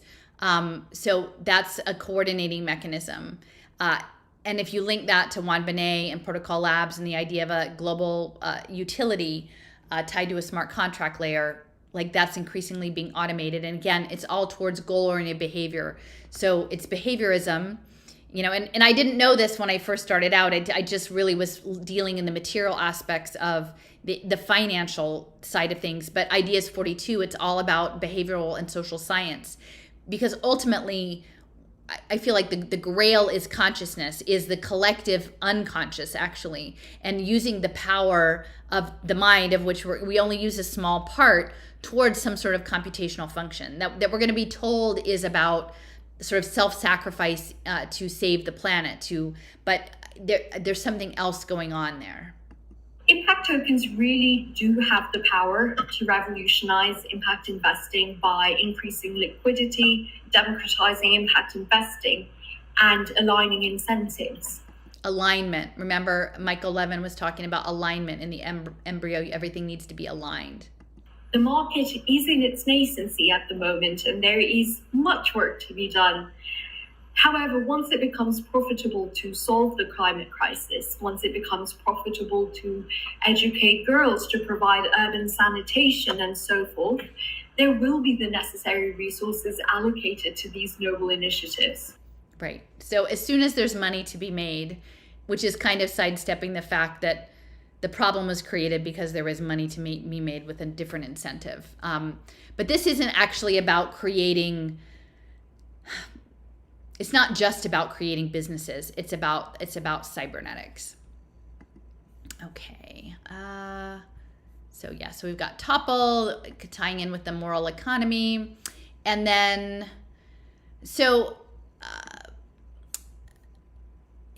Pitt was talking about in one of his, he wrote a book. He kind of frames him. So his recent book is called Self-Organizing Multi-Agent Systems, Algorithmic Foundations of Cyber Anarcho-Socialism.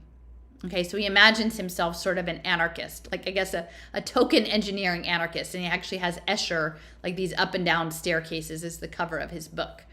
And here's another article by him from last year, The Principles of Cyber Anarcho-Socialism. And again, socialism should be understood as eusociality. It's, you know, ants, wasps, termites, that kind of thing, which they're imagining as the next phase of evolution. So he has this anarchist leaning, and so someone sent me, I think Natasha, this article, which was actually super helpful, and it's kind of crazy to me that was in CNBC because it was a pretty extensive article and it had a lot in it. And the title of this article, which came out on Monday, August 7th, 2023, is Inside Prague's Institute of Crypto Anarchy, where they're plotting to bring down the dollar. So it's talking about Prague and this gray building where they gather and to do their sort of free market, crypto, libertarian, save the world from the central bankers sort of thing. And as part of that, there's this Institute of Crypto Anarchy. And again, this is like more like anarcho-capitalist than, although I guess Pitts is anarcho-socialist, so it's whatever. But I guess the anarchy is sort of this idea of a choice state, right? Like things are sort of thrown open and then the system has to resituate itself. So they have this Institute of Crypto Anarchy, and in the article from CNBC, it's talking about, this guy,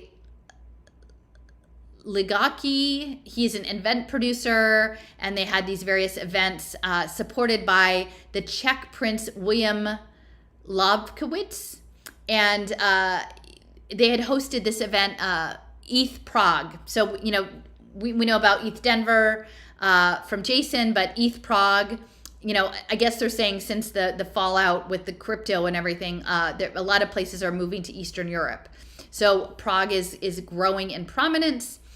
The prince there who's supporting this effort, he was a nobleman from the house of Lobkowitz, but he's actually an American with Bohemian or Czech roots. And he grew up in Boston, but then moved back to Czechoslovakia in 1990 to claim his family's vast ancestral belongings, including like 10 castles. And it turns out he's actually married to a woman, Alexandra Florescu. And again, we've got a Flor, which is interesting. And she is the daughter of historian Radu Florescu, who belongs to one of Romania's oldest noble families. And again, Romania is kind of in the center of a lot of this stuff too.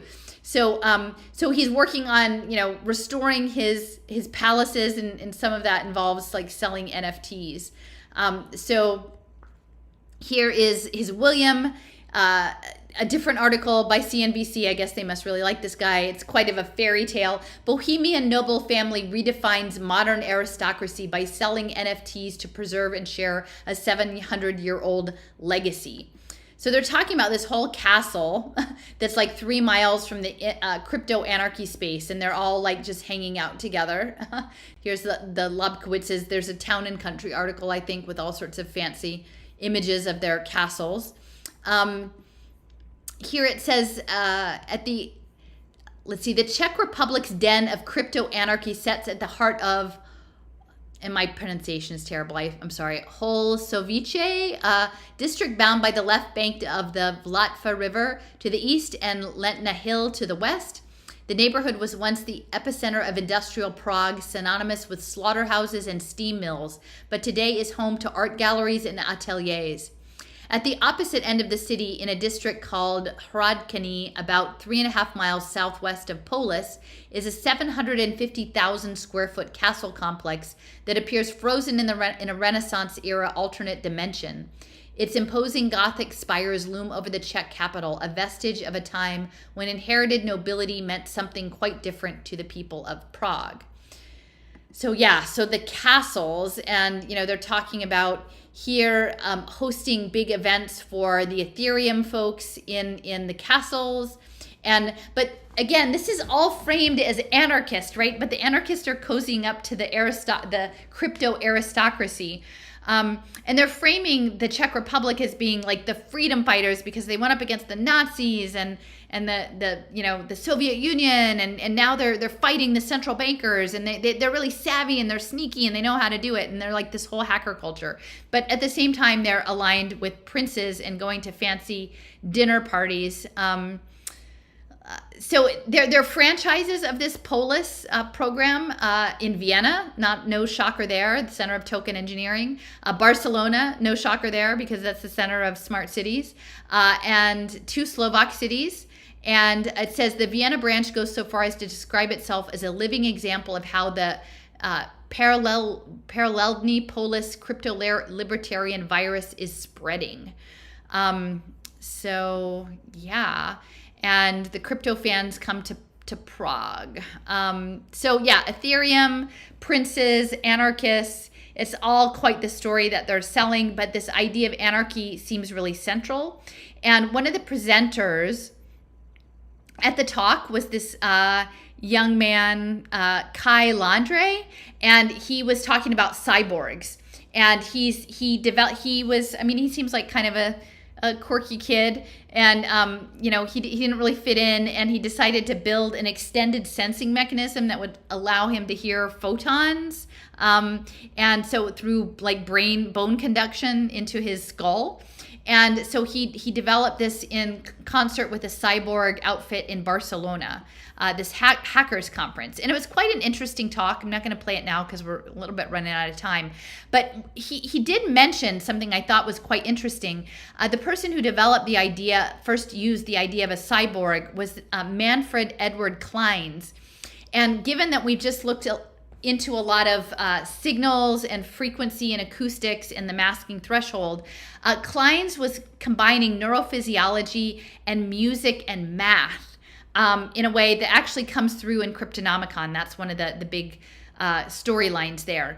And the effect of music and emotion on the nervous system. And he had this system of like tapping and going through different kinds of emotions for emotional cleansing and health protocols.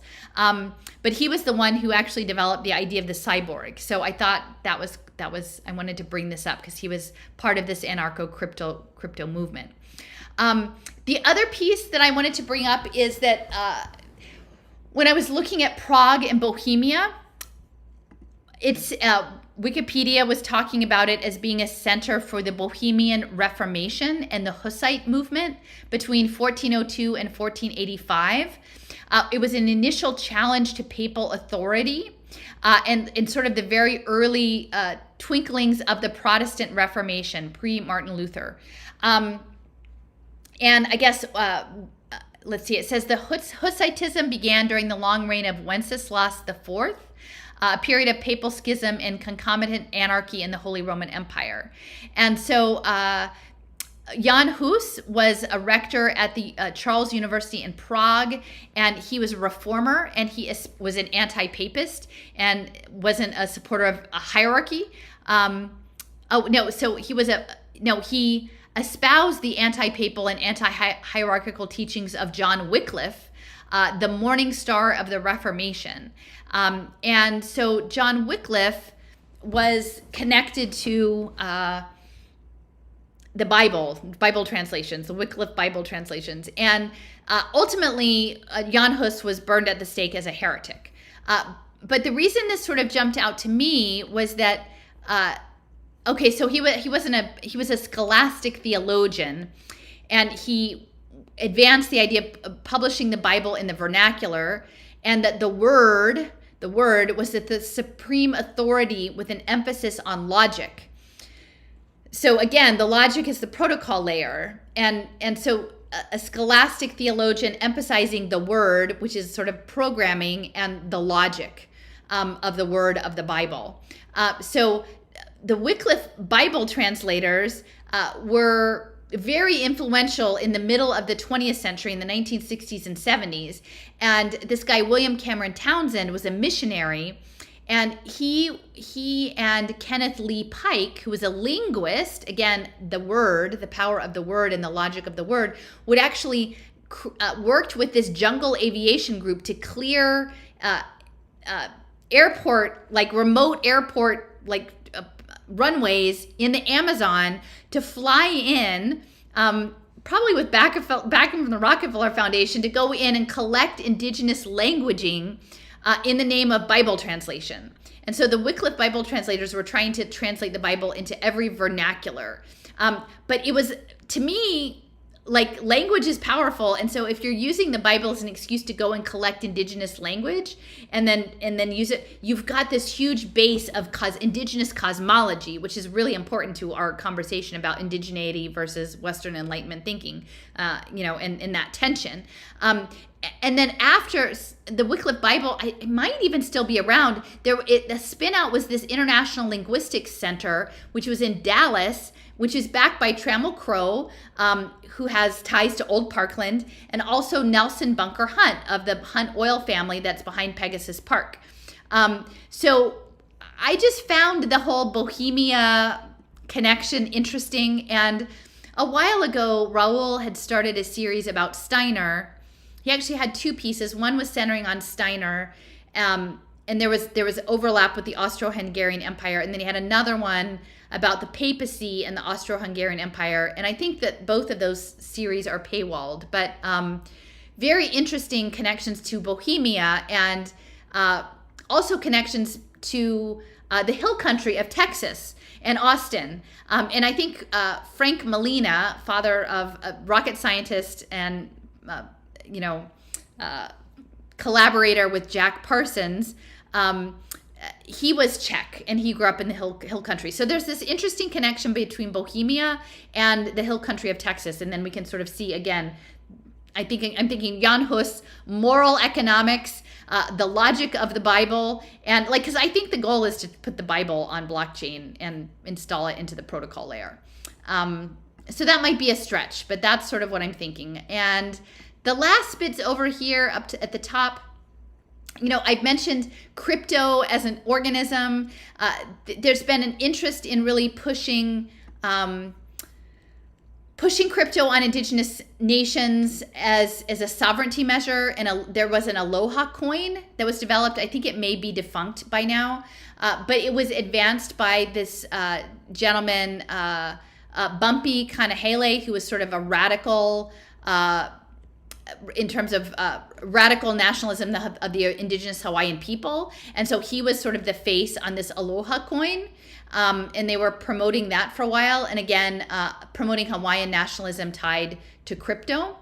And yeah, here's Bumpy Kanahele, a Hawaiian nationalist leader and titular head of the Principality of the Nation of Hawaii.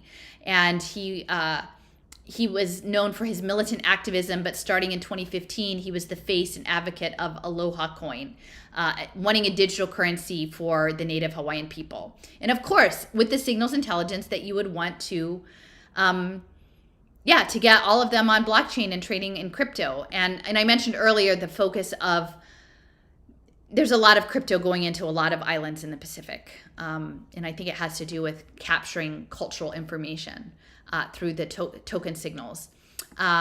There is an interest in cryptocurrency in Hawaii. I guess it's not advancing as fast as the crypto people would like, but there are 11 companies that have their own digital currency innovation lab that are pushing the state, lobbying the state to open markets for crypto. And in the aspect of indigeneity and digital currency, I want to point out early on in my research, I was looking at Brian Ford, who was in Peace Corps, did telecom in Nicaragua, then went on to fund the Bitcoin Developer Fund at MIT and the Digital Currency Initiative out of MIT Media Lab. Then he eventually left and ran for office in California. But his wife is Allison Greganis, and she is a lawyer who is focused on tribal law and gaming and very connected into politics. She was senior director of cabinet affairs for the Obama White House, focusing on Native American teams, she was the Native American Affairs Team Point lead. And she had previously worked as a legislative assistant on policy agenda around Indian affairs. She was the staff attorney for a year for the National Indian Gaming Commission and part of a Anderson Indian law firm representing tribal government. So I think it's quite interesting if we consider crypto, Bitcoin as a superorganism in guided evolution and with game mechanics. And the extent to which gambling and choice and statistics and statistical modeling is part of all of this cycle modeling that we have, the fact that indigenous communities across the nation, those were the centers of gambling, right?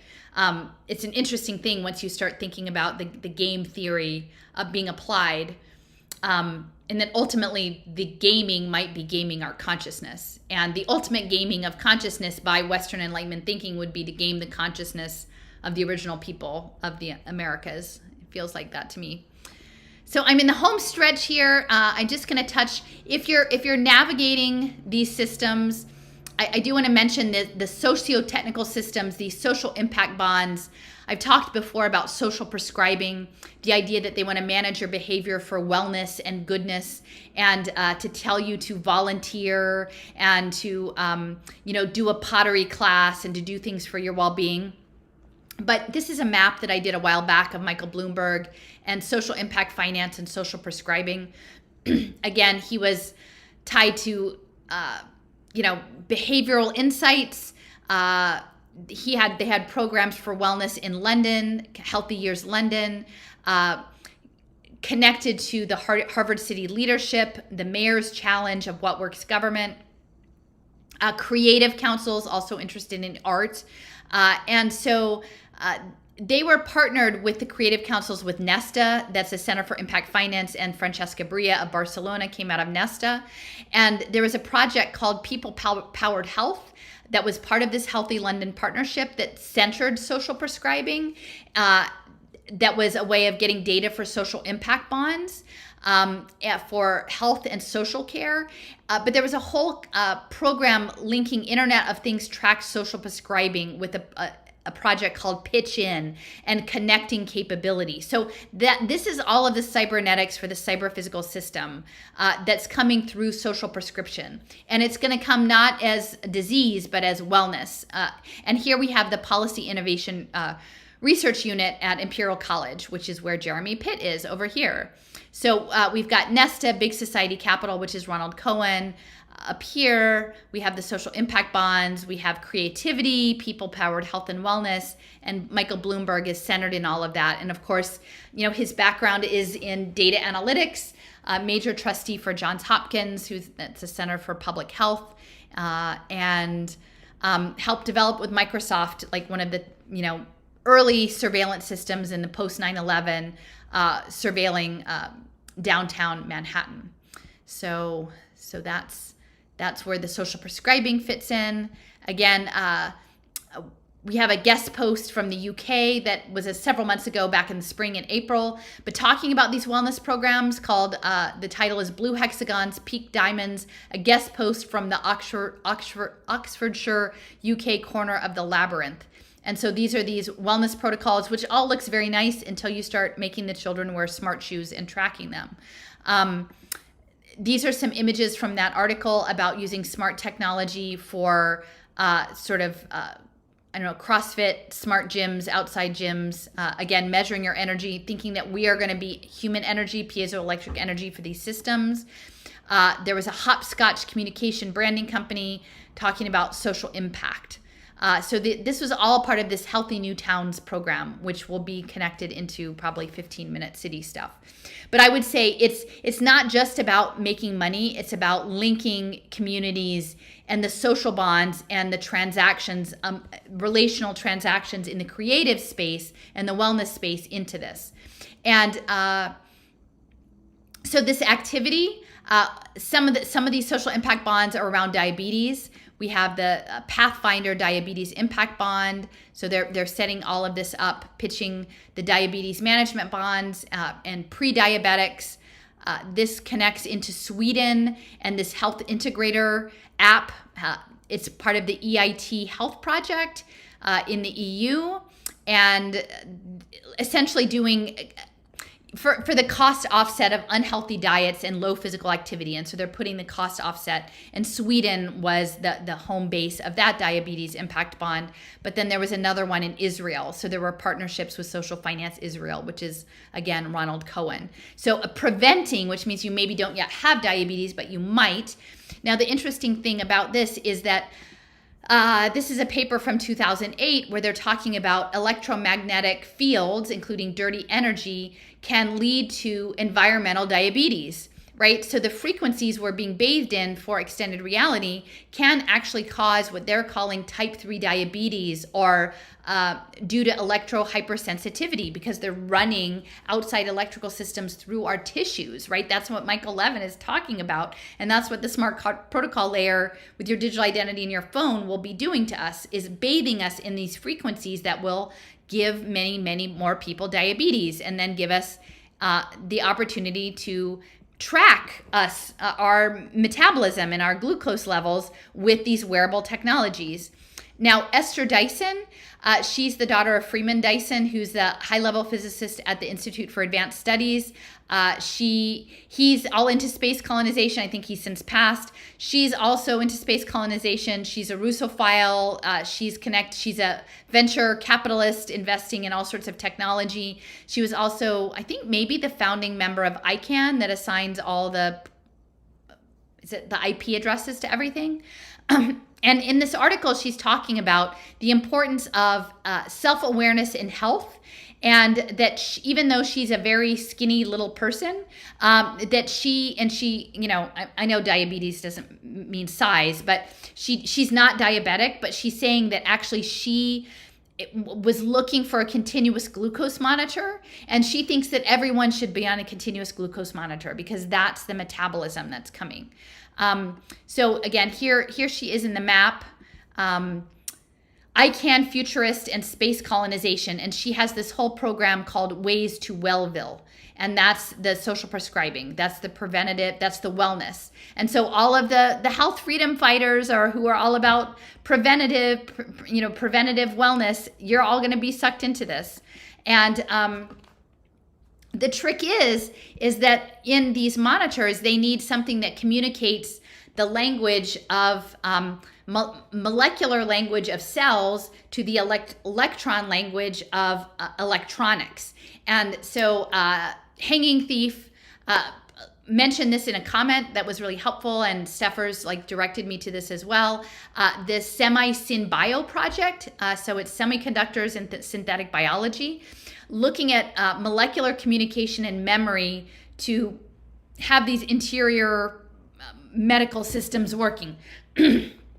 So these are microelectronic devices and how the information processing happens. But insulin is one of the ones that they're working on. So once you understand, and Steffers brought this to my attention, this covert body area network using human body communication, that they're talking about needing secure, in terms of not being hacked. Once we start wearing these devices and having electricity going through our systems and these electroceuticals, that we need protection. And they're talking about how to structure our, this energetic field around us so that we're not hacked through our biology. But so one of the programs, they're actually talking about radiation, which is again what gives you that the body will become like a wire. And this has been known for a very long time. Again, this is an article I've mentioned before from 2011, that DNA is a fractal antenna. So we are antenna. The body is an antenna. And, when we look at what Michael Levin is doing in terms of managing the electricity in our body, that's quite notable. So we're being bathed in things that are going to give us diabetes. And then in this SemiSynBio roadmap, Steffers sent this to me. These are both from 2018. They're actually looking at bioelectric medicine or electroceuticals for various chronic illnesses, including diabetes. And here's an article, Closed Loop Bioelectronic Medicine for Diabetes Management. That's from 2020. And here's a diagram with the nerve interfaces and the decoding, encoding, recoding, working with your organs, how these cybernetic systems are going to happen. There's a bioelectronic medicine roadmap that's talking about that. And again, I just started listening to the book Spark in the Machine about Chinese medicine and Qi.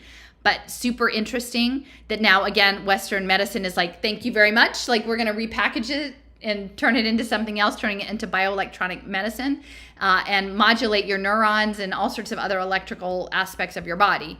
And this is the new medicine. But here is targeted diseases for bioelectronic medicine, and there's about 24 of them, but diabetes is right in there. Here we have a related report, semiconductor, the same year, 2018, Semiconductor Synthetic Biology Roadmap. Both of these reports were by Semiconductor Research Corporation, which is evidently a nonprofit, and in partnership with NIST. And they're looking at things like storing data in DNA. Now, I think that's artificial DNA, but I'm still not quite sure about if any of this is going to be biologically installed. Energy efficiency of using cell-based computing, biological cells, expanding intelligent sensor systems, automating it, and using biological pathways to fabricate new kinds of semiconductors. And this is something I think Sebs has talked about before, about the semiconductor industry and the shortage of semiconductors. Well, the plan is that hybrid bio-semi-computing systems. And they're doing this as the National Science Foundation, the Army Research Office, and Semiconductor Research.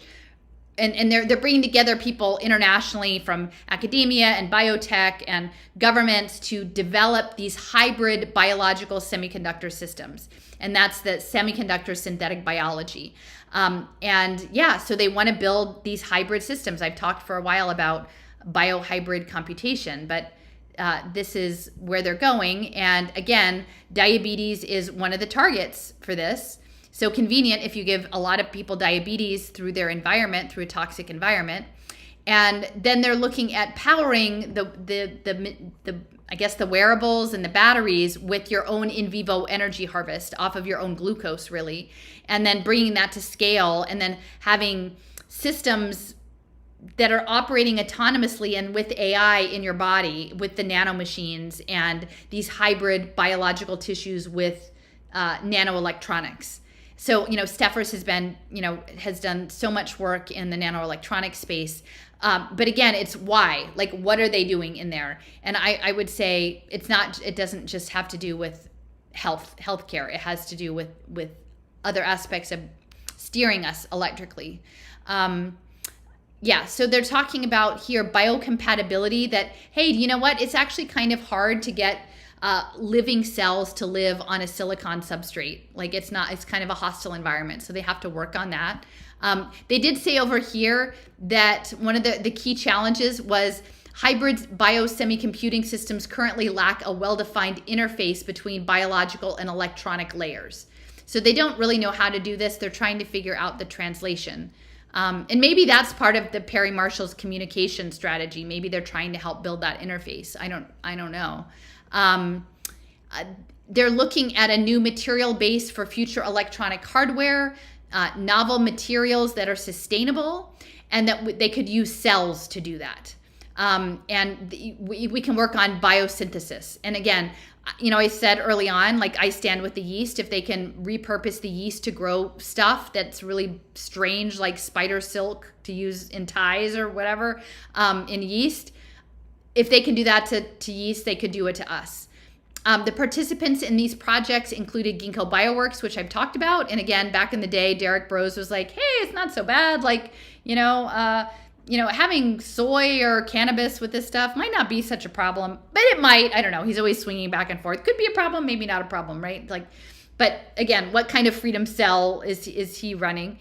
Twist Bioscience, they're connected to Berggruen, Autodesk, IBM, Intel, Merck, Microsoft, and Raytheon. So these are big players that are looking to build the bioelectronics. And here is the book that Daniel Keown, Keown, The Spark in the Machine, How the Science of Acupuncture Explains the Mysteries of Western Medicine. And, I think, Berggruen is very interested. Ben Goertzel, like, maybe the aspects of China aren't necessarily the super cutting edge technology, but maybe it's the really ancient Chinese medicine and understanding of qi and electromagnetism that's important. So just in closing, thinking about, again, Jeremy Pitt, cyber-physical, socio-technical systems based in these, smart villages, going back to Rand and Vietnam, and behavioral programming of people, propagandizing their mentality. The coordinating mechanism of quote-unquote tokenized anarchy and how that's going to play into things, how morality is going to play into it. And again, especially for you guys, I know you're being propagandized pretty hard, conservative Christians, so they're going to definitely play the morality card on that. And I'm not saying to be immoral. I don't want to be immoral, but I'm very skeptical about something like coding a logic layer of religious practices into the smart contract layer. I just don't think that that's a good idea. And then you've got the social prescriptions, which are part of, the orchestration of society. And then you're going to have these wearables that will be the guidance system. And one of the big use cases here is diabetes and diabetes prevention. So you've got the finance silo propping that up. You've got, the nanomachines, you've got the, glucose battery running your diabetes monitor.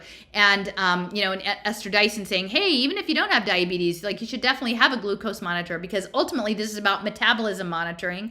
And then you've got the semi-syn bio roadmaps where they're trying to figure out how to get the biology to talk to the nanomachines, and converting molecular communication to electronic communication, and having the interface. And that's sort of where they're at now. So,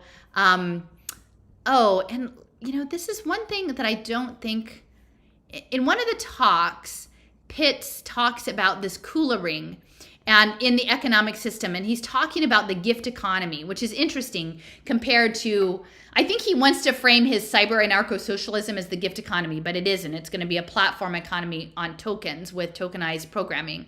And you might say that part of that is collective programming.